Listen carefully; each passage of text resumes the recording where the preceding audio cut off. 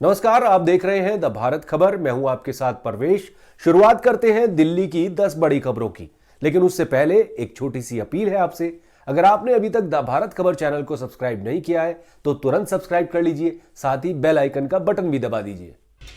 मुख्यमंत्री अरविंद केजरीवाल ने दिल्ली की जनता को नए साल का तोहफा देते हुए सभी सरकारी अस्पतालों, पॉलीक्लिनिक और मोहल्ला क्लिनिकों में 450 तरह के टेस्ट मुफ्त उपलब्ध कराने का निर्णय लिया है। दिल्ली वालों को सरकारी अस्पतालों में 450 तरह के टेस्ट की सुविधा आगामी 1 जनवरी से मिलेगी। सीएम अरविंद केजरीवाल ने दिल्ली की जनता को निःशुल्क स्वास्थ्य सेवाएं देने के उद्देश्य से स्वास्थ्य विभाग के प्रस्ताव को आज मंजूरी दे दी। अभी तक दिल्ली के सरकारी अस्पतालों, पॉलीक्लिनिक और मोहल्ला क्लिनिक में 212 तरह के टेस्ट मुफ्त हो रहे थे। दिल्ली सरकार ने महंगाई से जूझ रही जनता को राहत देते हुए इसे बढ़ाकर 450 कर दिया।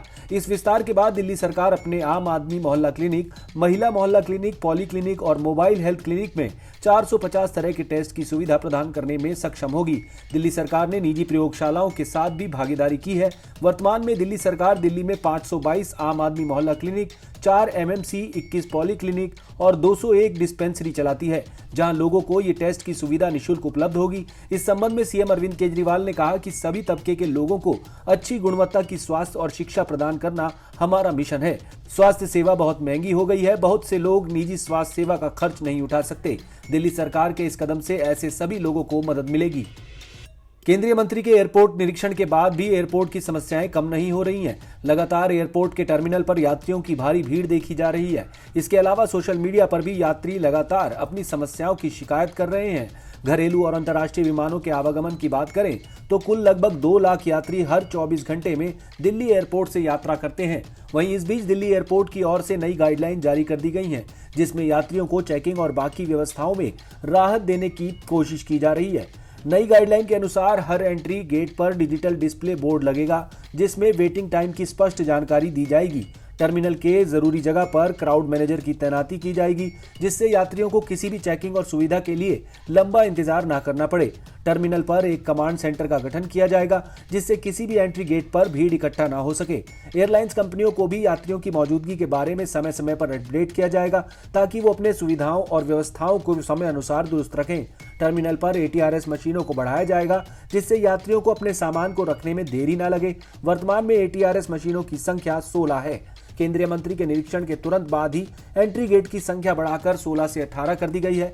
जरूरत पड़ने पर दिल्ली एयरपोर्ट पर कर्मचारियों को भी बढ़ाया जा सकता है। दिल्ली के स्कूलों में 2023-2024 सत्र के लिए 1 दिसंबर से दाखिले की प्रक्रिया जारी है। इसमें 1800 से ज्यादा निजी स्कूलों के लिए अभिभावकों ने अपने बच्चों का रजिस्ट्रेशन कराया है। अब अभिभावकों को अगली प्रक्रिया यानी छात्रों की सूची जारी होने का बेसब्री से इंतजार है। नवंबर माह में दिल्ली के शिक्षा निदेशालय की तरफ से जारी सूचना के मुताबिक नए वर्ष 2023 जनवरी तक प्रथम सूची और वेटिंग सूची और 6 फरवरी तक छात्रों की दूसरी सूची जारी कर दी जाएगी। अगर तीसरी सूची बनती है तो वो लगभग 1 मार्च को जारी की जाएगी। दिल्ली के निजी स्कूलों में नर्सरी में एडमिशन के लिए रजिस्ट्रेशन और फॉर्म जमा करने की अंतिम तिथि 23 दिसंबर 2022 निर्धारित की गई है। इस तिथि के बाद किसी भी हाल में छात्रों का रजिस्ट्रेशन स्वीकार नहीं किया जाएगा। विद्यालयों द्वारा तय अंक के आधार पर ही छात्रों को नर्सरी स्कूलों में दाखिला दिया जाएगा, जिसको शिक्षा निदेशालय के ऑफिशियल वेबसाइट पर भी जारी किया जाएगा। दाखिला संबंधित सभी प्रक्रिया 17 मार्च तक पूरी कर ली जाएगी। साउथ दिल्ली जिले के साइबर थाने की पुलिस ने साइबर ठगों के एक ऐसे गैंग का खुलासा किया है जो फेसबुक पर भारतीय महिलाओं से फ्रेंडशिप कर उन्हें महंगे गिफ्ट और सामानों को भेजने का झांसा देकर कस्टम क्लियरेंस और अन्य चीजों के नाम पर उनसे ठगी करते थे। इस मामले में पुलिस ने 2 अफ्रीकी मास्टरमाइंड सहित कुल 4 ठगों को गिरफ्तार किया है। इनकी पहचान वेस्ट बंगाल के सचिन रॉय, जिग्मी लामा और नाइजीरिया के स्मिथ हेनरी और विजडम ओकोफर के रूप में हुई है। ये दिल्ली के वसंत कुंज स्थित कृष्णानगर और बुराड़ी के संत नगर इलाके में रहते थे। इनके पास से एक laptop, 14 mobile, SIM card, chequebook, passbook और ATM कार्ड बरामद किया गया है। डीसीपी चंदन चौधरी के मुताबिक दक्षिणी जिले के साइबर पुलिस को दी गई शिकायत में एक महिला शिकायतकर्ता ने बताया था कि कथित रूप से विदेश से भेजे गए महंगे सामानों के क्लियरेंस और ड्यूटी चार्ज के नाम पर उनसे 27.5 लाख रुपए की ठगी की गई है। उन्होंने बताया कि फेसबुक पर एक अनजान शख्स ने उन्हें फ्रेंड रिक्वेस्ट भेजी थी, जिसके बाद चैटिंग के लिए उसने अपना इंटरनेशनल व्हाट्सएप नंबर उनसे शेयर किया, जिसके बाद वो फेसबुक और व्हाट्सएप के माध्यम से उससे चैटिंग करने लगी। धीरे धीरे उसने उसे विश्वास में ले लिया। कुछ दिनों के बाद उसने उन्हें Apple iPhone, gold plated wrist watch जैसे गिफ्ट देने का झांसा दिया और पैकेजिंग और रिसिप्ट का वीडियो भेजा। दिल्ली में बदमाशों और चेन स्नैचर्स के हौसले बुलंद है। पश्चिमी दिल्ली के राजौरी गार्डन थाना इलाके में स्कूटी सवार दो बदमाशों ने मोती नगर से राजौरी गार्डन स्थित अपने ऑफिस जा रही एक महिला रुचि गुलियानी से मोबाइल छीनने की कोशिश की।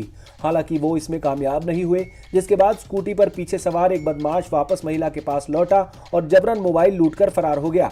वहीं महिला ने मोबाइल छीने जाने के बाद हार नहीं मानी। महिला ने बदमाशों से अपना मोबाइल वापस लेने के लिए वहां से गुजर रहे एक स्कूटी सवार से लिफ्ट लेकर उनका पीछा करने लगी। इस दौरान उन बदमाशों ने टैगोर गार्डन के सी ब्लॉक स्थित इंद्रलोक मेट्रो स्टेशन के पास एक दूसरे राहगीर से मोबाइल स्नैचिंग की वारदात को अंजाम दिया और वहां से भाग निकले। गुलियानी नाम की पीड़ित महिला इस दौरान लगातार बदमाशों का पीछा करती रही। आखिरकार ट्रैफिक की वजह से उन बदमाशों की रफ्तार धीमी हुई, जहां मौके को भांपते हुए स्कूटी से उतरकर महिला ने पीछे बैठे बदमाश पर झपट्टा मारकर उसे गिरा दिया। इस दौरान महिला ने जिस स्कूटी सवार से लिफ्ट ली थी, उनके सहयोग से बदमाश पर काबू पा लिया। वहीं स्कूटी चला रहा बदमाश भाग निकलने में कामयाब हो गया। बेघरों को ठंड से बचाने के लिए दिल्ली सरकार ने नया एक्शन प्लान तैयार किया है।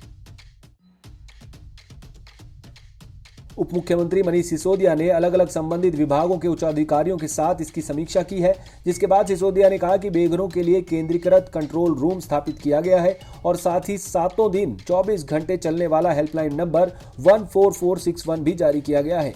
इसके माध्यम से लोग दिल्ली शहरी आश्रय सुधार बोर्ड को बेघरों के विषय में जानकारी दे सकते हैं। दूसरी की बचाव टीमें वहां पहुंचकर बेघरों को नजदीकी रैन बसेरों तक पहुंचाने का काम करेंगी। सिसोदिया ने कहा है कि दिल्ली में हर साल कड़ाके की ठंड पड़ती है, ऐसे में सरकार नहीं चाहती कि किसी भी बेघर व्यक्ति को ठंड में आश्रय के लिए भटकना पड़े। इसके लिए सरकार ने दिल्ली के अलग अलग हिस्सों में 17,000 से ज्यादा लोगों के रहने की क्षमता वाले 195 स्थायी, अस्थायी और पोर्टा कैबिन वाले रैन बसेरे स्थापित किए हैं। साथ ही सर्दियों में जरूरत पड़ने पर सरकार इनकी क्षमता बढ़ाएगी। दिल्ली के उपराज्यपाल वीके सक्सेना ने सरकारी सेवाओं में महिलाओं को सशक्त बनाने की दिशा में एक और कदम बढ़ाते हुए राजस्व विभाग के एसआर कार्यालयों में महिला अधिकारियों को नेतृत्व का मौका दिया। उन्होंने रेखांकित किया था कि इससे ज्यादा संवेदनशील, भ्रष्टाचार मुक्त और सहानुभूतिपूर्ण सार्वजनिक व्यवहार को सुनिश्चित किया जाएगा।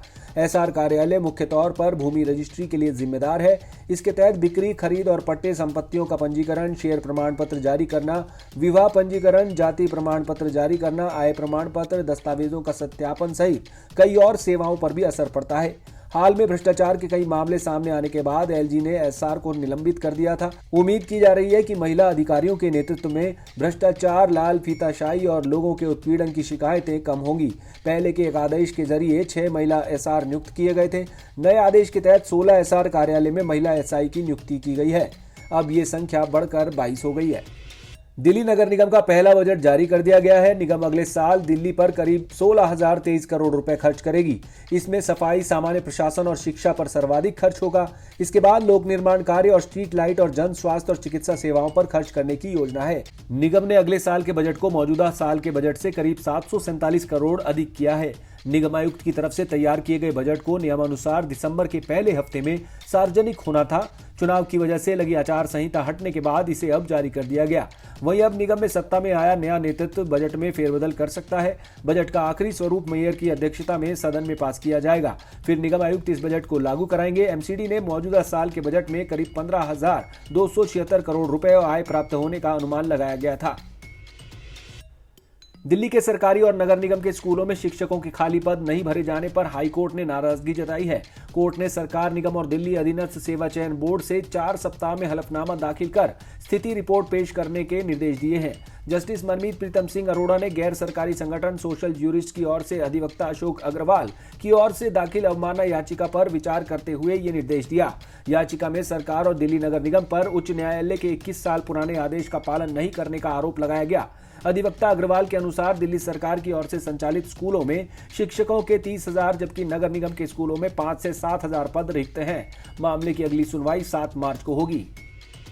पहाड़ों पर हो रही बर्फबारी का असर पूरे उत्तर भारत में दिखना शुरू हो गया है। यहाँ के कई राज्यों में कड़ाके की सर्दी पड़ना शुरू हो गई। वहीं दिल्ली में सुबह शाम सर्दी का असर देखा जा रहा है। यहाँ के तापमान में भी लगातार गिरावट दर्ज की जा रही है। वहीं मौसम विभाग ने आज तापमान 8 से 26 डिग्री सेल्सियस के बीच रहने का अनुमान जताया है। पटपड़गंज में आज वायु गुणवत्ता यानी AQI 136 दर्ज की गई। वहीं दिल्ली के अशोक विहार की हवा आज सुबह बहुत ही खराब श्रेणी में दर्ज की गई है। यहाँ AQI 380 दर्ज किया गया। वहीं आनंद विहार की हवा संतोषजनक श्रेणी में दर्ज की गई। यहाँ का AQI 176 दर्ज किया गया। वहीं बवाना की वायु गुणवत्ता आज सुबह 173 दर्ज की गई। आप देख रहे थे दिल्ली की 10 बड़ी खबरें। अगर आपको हमारी ये खबरें पसंद आई तो लाइक कीजिए, कमेंट कीजिए और इसे अपने दोस्तों के साथ व्हाट्सएप पर शेयर कीजिए। नमस्कार।